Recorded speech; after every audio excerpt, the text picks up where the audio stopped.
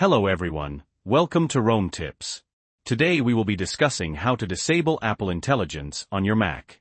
It's a pretty simple process, so let's get started. First, click on the Apple logo in the top left-hand corner of your screen. Next, from the drop-down menu, select System Settings. Once you're inside the System Settings, look on the left-hand side menu and click on Apple Intelligence and Siri. Now, at the very top of this window, you'll find the Apple Intelligence toggle. Simply switch it off.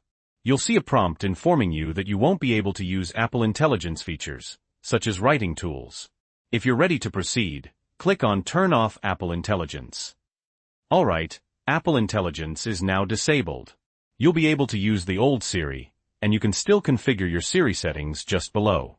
Now we can close out of System Settings and go back to using our Mac just as we normally would. And that's all there is to it. If you found this video helpful, please leave a like. And if you have any questions or comments, you can leave them in the comments section below. Don't forget to subscribe for more Rome tips. Thanks for watching.